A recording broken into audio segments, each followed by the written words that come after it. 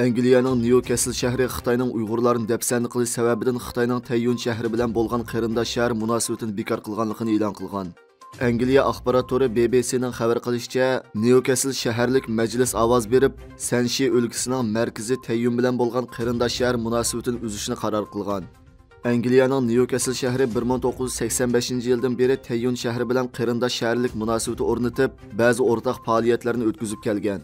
BBC'ning bildirishicha, mazkur qaror loyihasini Newcastle shaharlik majlisining Liberal Demokratlar partiyasidan bo'lgan Wendy Taylor sungan bo'lib, u Xitoyning Uyg'urlar qarta qo'rqinchli xo'rlash ilib berayotganligi qayd qilinayotgan bir vaqtda Newcastle shahrining Xitoy bilan munosabat qilmasligi kerakligini, qaror loyihasi 2 noyabr kuni ovozga qo'yilib, hukumat majlis a'zolarining to'liq qo'llashi bilan ma'qullanganligini, Xitoy kommunist hokimiyatining qilmishlarining o'zlarining himoya qilib kelgan universal qimmat qarashlarini qo'g'dashga va xalqaro harakat mezonlariga amal qilishga e'tibor qilmaydiganligini necha qitimlab namoyon qilganligini ta'kidlab, Uyg'urlarning vaziyati haqida to'xtalganda, bosqinchilik, tug'mas qilish, hatto ichki a'zo savdosiga doir bayonlarning borligini, do'stlik munosabat o'rnatishga bo'lmaydigan davlat ekanligini degan.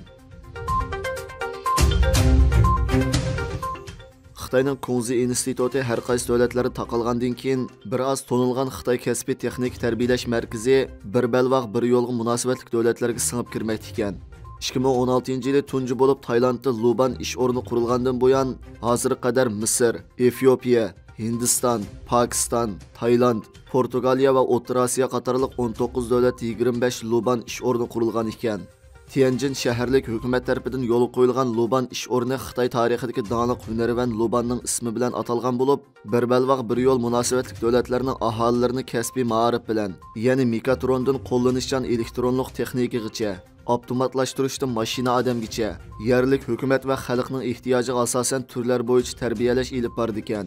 Luban ish o'rni Kunzi institutining yana bir atalishi ekan. 2017-yildan boshlab har qaysi davlatlar Kunzi institutining Xitoyning yumshoq kuchi va ideologiyasini ilgari suradigan organ ekanligidan ansirgan. O'tgan 4 yilda Amerika universitet tarmoqidagi 118 Kunzi institutining 104-ni taqilgan ekan. Ba'zi mutaxassislarning qarashicha, Lubnan ish o'rni Xitoyning taraqqiy qilayotgan davlatlarga texim singib kirib, jo'grafiyalik iqtisodiy afzallikka erishadiganligini, bu rayonlarni Amerika bilan bo'lgan raqobatdagi muhim halqalarning biri deb qaraydiganligini bildirgan.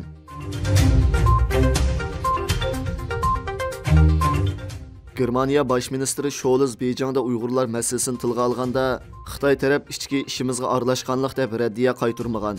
Janubiy Germaniya gazetining 4-noyabr e'lon qilgan xabarda Scholz kishilik huquq ichki ishlarga aralashganlik emas nomli xabarda bayon qilishicha, Xitoydagi bir kunlik ziyoratini boshlagan Germaniya bosh ministri Olaf Scholz Beijingda Xitoy bosh ministri Li Keqiang bilan birga muxbirlarni kutib olish yig'ini o'tkazganda, BDTning dokladini nazarda tutib, Xitoyning Uyg'urlarga og'ir darajada kishilik huquq dafsanchilik yurgizayotganlik sababli ayblanayotgan Sharq Turkiston haqida to'xtalib o'tgan va kishilik huquq ichki ishlarga aralashganlik emas degan. İki taraf bu meseleni davamlıq sözləşməkçi bolğan. Germaniya matbuotlarida Scholzning Uyg'urlar masalasi to'g'risida yana nimalarini tilga olganligi hozircha bayon qilinmagan. U Xi Jinping bilan ko'rishganda Uyg'urlar to'g'riliq so'z qildimi yo'q, bumi noma'lum. Xabarlarda Scholzning bu qitimqi ziyoratda Xitoyni Rossiyani qo'llamaslikka ko'ndirishga uringanligi, Rossiya Ukraina urushini baldirroq oxirlashtirishga kuch chiqarishni talab qilganligi, Tayvan masalasini tinch hal qilishni tashabbus qilganligi va Xitoyning dunyo tinchligini qo'g'dash mas'uliyati bo'lgan cho'ng davlat ekanligini tilga olganligi ko'proq ta'kidlangan. Xitoy raisi Xi Jinping Germaniya Xitoy ikki taraf munosabatini texnik cho'nqurlashtirishni xohlaydiganligini bildirgan. Diqqat qo'zg'aydigani shuki, Olaf Scholzning Uyg'urlar va Tayvan to'g'risidagi so'zlarga bu qitim Xitoy tarafidan hech bir inkos chiqmagan. Xitoy bosh ministri Li Keqiang Scholzning so'ziga raddiya qaytarmagan, ham javobmi bermagan. Odatda Uyg'urlar yoki Tayvan masalasi tilga ilingan hamonla chichangshib, bu bizning ichki ishimizga aralashganlik, hech kimning ichki ishimizga aralish huquqi yo'q deb darhol e'tiroz bildirib, jar soldigan Xitoydan bu navbatda zuvonmi chiqmagan. BDT klimat yig'ini 6-noyabr Misrda boshlangan bo'lib, umumiy yig'in yangi ogohlantirish chiqarib, Meteorologiya tashkiloti 2015-yildan 2022-yilgacha bo'lgan 8 yil tarixdagi eng issiq mezgil bo'lganini shundaqla yer sharining isib ketishining tezlashayotganligini, to'lam mablag'ini tunji qatim kun tartibga olganligini bildirgan. Bu yig'in 18 noyabrgacha davomlashadigan bo'lib, 200 ga yaqin davlatning vakillari yer sharining isib ketishining oldini olish uchun tirishchanlik ko'rsatganligini, ammo dunyoni zilzilaga keltirgan ko'p xildagi o'zaro munosabatli krizislar, Ukrainadagi urush, pul paxalligi va iqtisodning chekinish xavfi, yemaklik krizis qatorliqlar yer sharining isib ketish andisining oldidan o'rin olmoqda ekan.